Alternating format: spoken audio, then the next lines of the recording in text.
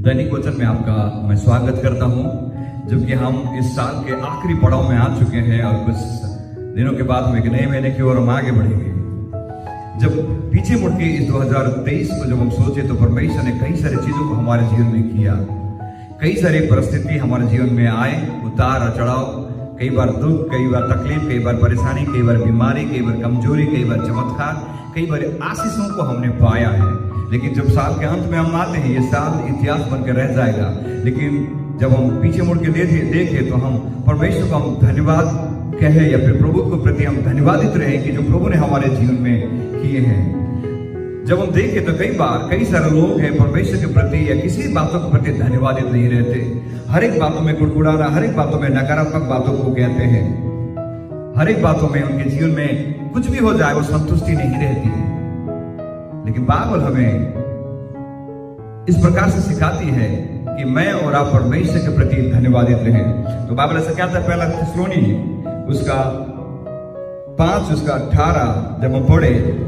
तो इस प्रकार से कहता है, हर बात में धन्यवाद करो क्योंकि तुम्हारे लिए मसीह यीशु में परमेश्वर की यही इच्छा है। हर बात में हम परमेश्वर को धन्यवाद दें क्योंकि परमेश्वर की इच्छा यही है हमारे जीवन में। हमारे जीवन के उतार, हमारे जीवन का चढ़ाव, हमारे जीवन की खुशी, हमारे जीवन के गम, हमारे जीवन के संघर्षों, हमारे जीवन की विजय, हर बात में परमेश्वर के प्रति हम धन्यवादित रहे। इस 2023 में जो कुछ प्रभु ने हमारे जीवन में किए हैं, जो भी परिस्थिति आई, उन सारे बातों को याद करते हुए परमेश्वर को हम धन्यवाद दें। क्योंकि बाइबल से कहती है, इफिसी की किताब उसका 5 उसका 20 जब हम पढ़ते हैं तो ऐसा कहता है, और सदा सब बातों के लिए हमारे प्रभु यीशु मसीह के नाम से परमेश्वर पिता का धन्यवाद करते रहो।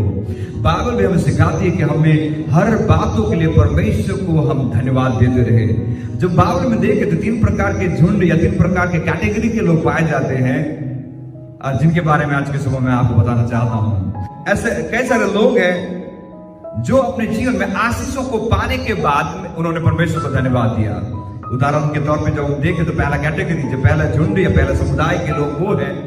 जो अपने जीवन में आशीष पाने के बाद परमेश्वर को धन्यवाद करते हैं। जब निर्गमन की किताब को हम पढ़ते हैं तो हम देखते हैं, इजरायली जब भूखे थे, इजरायली जब प्यासे थे, जब परमेश्वर ने चट्टान से उन्हें पानी पिलाया, जब परमेश्वर ने आकाश से मन्ना खिलाई, तो ये लोग परमेश्वर के प्रति धन्यवादित थे। इससे पहले उनके जीवन में कुड़कुड़ाना था। वो हर एक बातों के लिए संतुष्टि नहीं थे, हर एक बातों के लिए दोष देते थे मूसा के ऊपर, हर एक बातों के लिए दोष देते परमेश्वर के ऊपर। लेकिन जब उनके जीवन में आशीष मिली, तब आशीष पाने के बाद परमेश्वर को धन्यवाद करते हैं। तो कई सारे लोग हैं जो अपने जीवन में आशीष पाए तो ही धन्यवाद देते हैं, और इससे पहले प्रभु के प्रति धन्यवादित नहीं रहते। लेकिन साल के अंत में हम आ चुके हैं। आइए, जो परमेश्वर ने हमारे जीवन में आशीष दी है,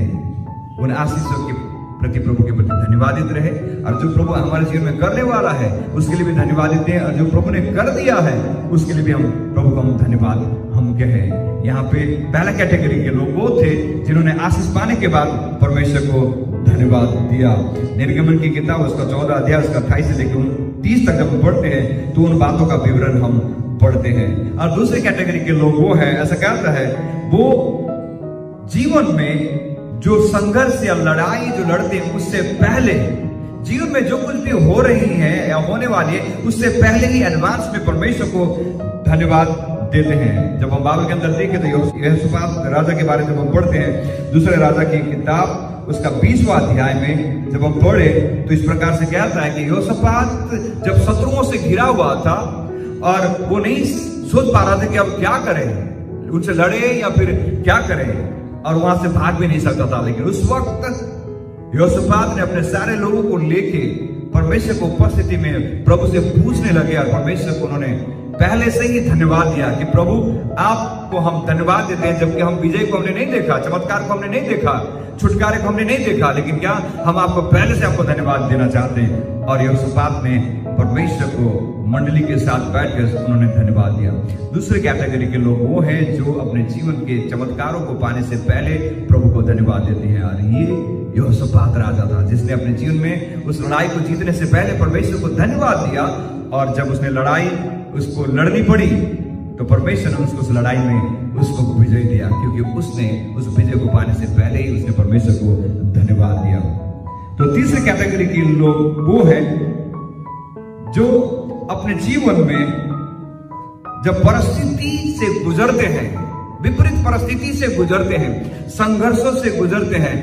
तब संघर्षों के बीच मध्य में परमेश्वर को धन्यवाद देते हैं। जब दानियेल की किताब उसका 6 अध्याय उसका 10 जब हम पढ़ते हैं तो बाइबल इस प्रकार से कहती है कि जब दानियेल को पता चला कि वो संघर्षों में है,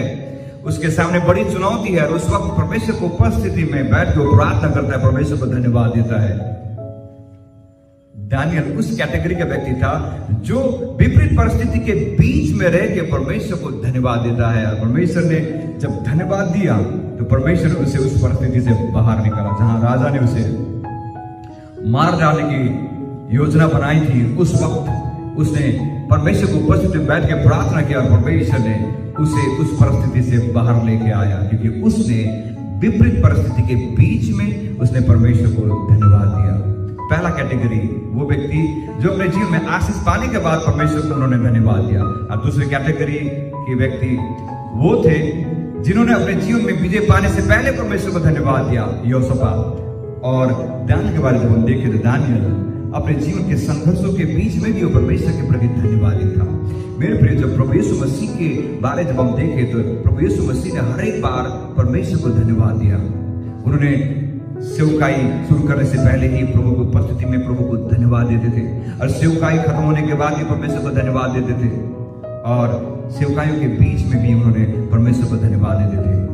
और प्रभु यीशु मसीह का जीवन एक धन्यवादित का जीवन था, जो कि साल के अंत में आ चुके हैं। 2023 जाने वाला है, 2024 आने वाला है, लेकिन आइए परमेश्वर को हम धन्यवाद दें उन तमाम आशीषों के लिए जो प्रभु ने हमारे जीवन में किए हैं, और प्रभु को हम धन्यवाद दें उन तमाम आशीषों के लिए जो प्रभु हमारे जीवन में करने वाला है, और प्रभु को हम धन्यवाद दें उन सारी बातों और संघर्षों के लिए जिसके बीच में भी हम रह के जब हम उस संघर्षों से गुजरते हैं, जब हम धन्यवादित रहते हैं, तो परमेश्वर ने जिस प्रकार से दानियेल को उस परिस्थिति से बाहर लेके आया, वैसे परमेश्वर आपको और मुझको भी उस परिस्थितियों से बाहर लेके आया और लेके आ सकता है।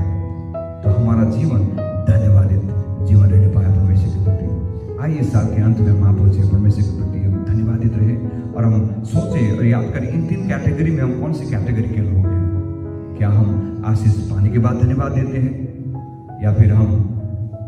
आशीष पाने वाले उससे पहले ही एडवांस में धन्यवाद देते हैं, या फिर हम समस्याओं के बीच में हम धन्यवाद देते हैं, जो कि साल को खत्म करने वाले हैं। आइए हम प्रभु को धन्यवाद दें इस साल के लिए जो प्रभु ने हमारे जीवन में किए, उन बातों के लिए जो हमारे जीवन में नहीं हुए, उन बातों के लिए भी जो हमारे जीवन में संघर्ष का सामना हमने किया और उससे शिक्षाएं हमने पाई, और साथ ही साथ हम धन्यवाद दें विशेष करके आने वाला साल के लिए कि प्रभु हमारे जीवन में नई चीजों को, नई कामों को प्रभु ने करने पाया, हमारे सेवकाई में नई बातें हों, इसके लिए हम परमेश्वर को पहले से हम धन्यवाद दें, धन्यवादित रहें, प्रभु को हम धन्यवाद दें। तो आइए सुबह के समय इस साल के अंत में हम एक सही कैटेगरी वाले व्यक्ति बने कि हम परमेश्वर को हम धन्यवाद देने पाए, हर परिस्थिति में, समस्याओं के बीच में भी, समस्या के बाद में भी, समस्या के बीच में भी, और समस्या से पहले भी प्रभु को हम धन्यवाद दें, और हमारा जीवन परमेश्वर के प्रति धन्यवादित रहने पाए। आइए हम प्रभु को हम धन्यवाद दें इस साल के लिए, और साथ ही साथ धन्यवाद दें आने वाले साल 2024 के लिए, ताकि प्रभु हमारे जीवन में, सेवकाई में, परिवार में व्यक्तिगत रीति से प्रभु हमसे बात करने पाए, व्यक्तिगत रीति से हम परमेश्वर के प्रति आभारी रहने पाए। आइए हम प्रार्थना करें। प्रभु हम प्रार्थना करते हैं, प्रभु इस साल के अंत में हम आ चुके हैं, प्रभु हमारा जीवन एक ऐसा जीवन रहने पाए प्रभु कि हम हर एक परिस्थिति में प्रभु आपको धन्यवाद कहने पाए, और साथ ही साथ प्रभु जो कुछ हमारे जीवन में हुआ, सेवकाई में हुआ, उतार और चढ़ाव, चैलेंजेस, चुनौतियां हमने सामना की, चुनौतियों का सामना हमने की, उन सारी बातों को, तमाम बातों के लिए प्रभु हम आपको धन्यवाद कहने पाए, और साथ ही साथ हम धन्यवाद कहने पाए 2024 के लिए प्रभु की जो आप हमारे जीवन में, परिवार में, सेवकाई में आपने करने जा रहे हो।